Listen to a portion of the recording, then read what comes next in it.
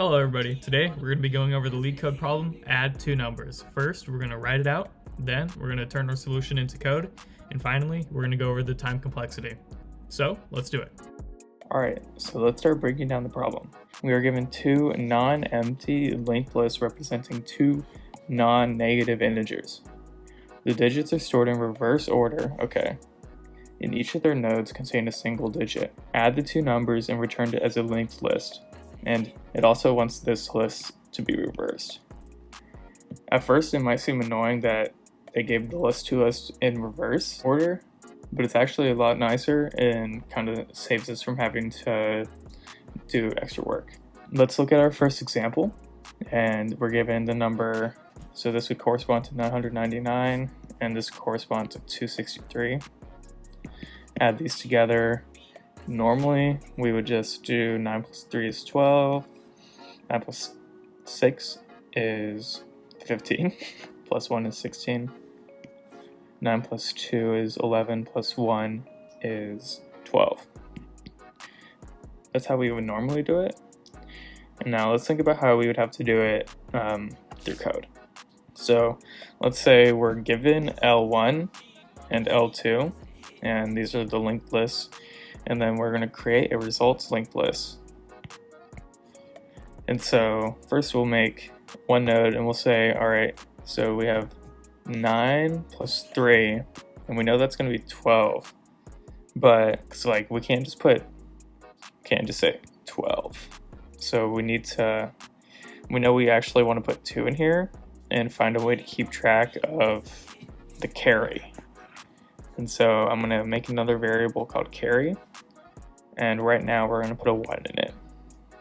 And then we're going to go to the next digit, we're going to create a new node, and we're going to say 9 plus 6, that is 15. And then we are going to look to see if we have anything stored in our carry variable, and we do. So we know we need to actually say this is equal to 9 plus 6 plus 1, which is 16. And so we're going to say, all right, we don't have a carry anymore, and then put a 6 in here. But then, wait, since it's 16, we're going to put a 1 back into the carry. Continue doing this for this one. 9 plus 2 is 11. Plus 1 in our carry is 12. And then I'll keep the 1 in there because we still are carrying a 1. And now we've ran into an issue or kind of an edge case, where we ran out of numbers to add, but we still have a carry. And so we're just going to create a new node and put the carry into it. And so now we have no carry. So we should be done. And we can reverse this and make sure that we have 1,262.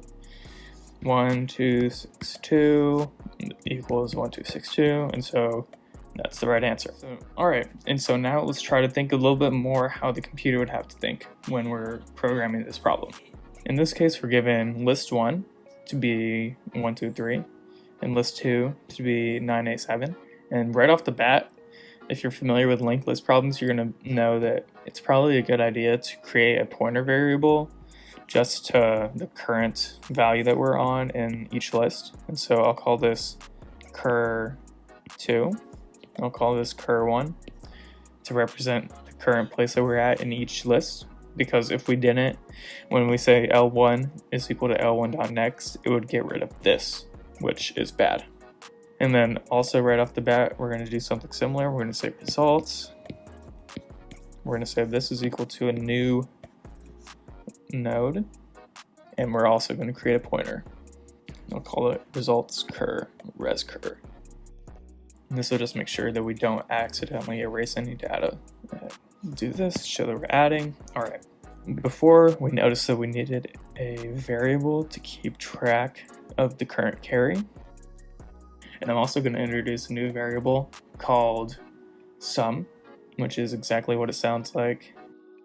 It's just going to be the sum of the current digits. So for 9 and 1, it'd be 10. And I'm going to also make a new one called remainder.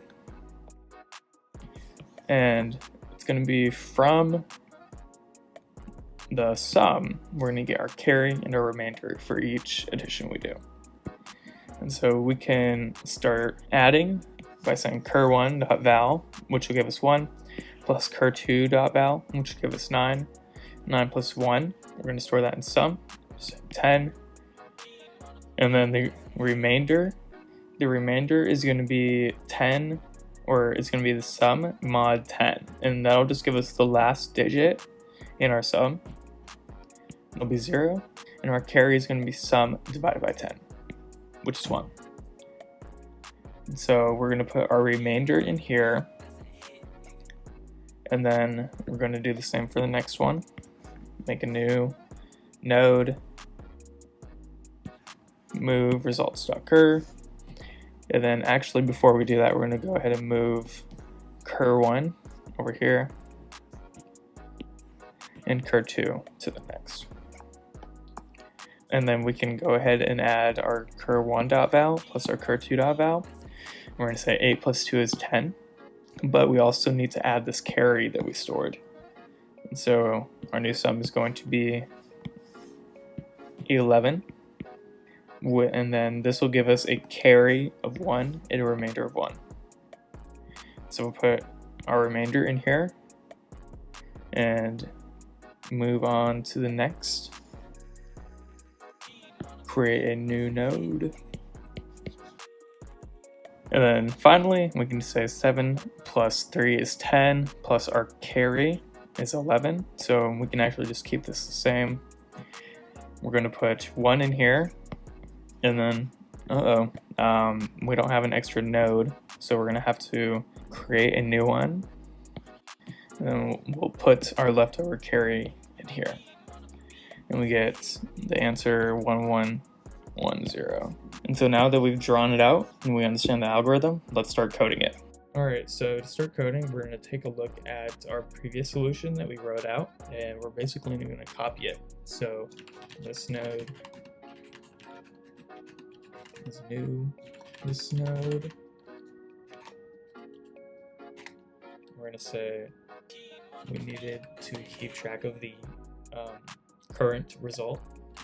We also remember we need to make a current variable for list 1 and list 2. Sum, carry, and remainder. And now we're going to use a while loop to add up all the numbers. While cur1 is not null, so while we still have digits for cur1, or cur2 is not null. Because if 1 still has digits, we still need to add that. So here's a little bit of a tricky part. Because we are using an OR, when we get here, we could have one of these be null. So we need to basically make sure that if 1 is null, we need to basically insert a new list node there of 0, so it doesn't affect our sum. Alright, so now we know that neither of these is going to be null. We can say sum is equal to cur1, and we have to remember to add our carry. And then just like in our writing, we said remainder equal to sum mod 10. Also, our carry is equal to sum divided by 10. And this is all just from the solution that we wrote out before. So next we're going to say we're going to add a list node to our results list. So we're going to say cur res dot next. It's a new list node of remainder. And then we want to basically set each pointer of our list because we've just done 1 digit. So we're going to say cur res equal cur res dot next. And essentially that's going to be our while loop.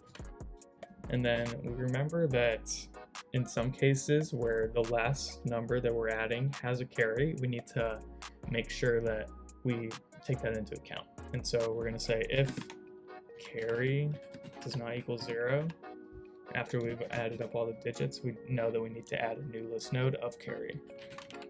So we're going to say cur res dot next is a new list node of carry. We can go ahead and try to return. And now we can finally try to submit. And we can see that we're getting an issue, and the issue basically stems from this line. It's because when we make a new list node, it, for some reason, it autofills its value to be 0. And so really we're always going to have this extra 0 out in the front, and we can just fix this with result.next. And there we go. We have a runtime of 1 millisecond, faster than 100% of Java solutions. And our memory usage, well, not as good, it's still decent. And now to think about the time complexity of this while loop goes over every digit in each number, doing constant work each time. So it's going to be O of n, where n is the max of L1's length and L2's length. Our memory usage is also going to be O of n because we're making a linked list that is n size. And that's going to be it for the LeetCode problem, adding 2 numbers. If you want to give it a shot yourself, the problem is in the description. And if you learned something, please don't forget to like and subscribe. Have a good day.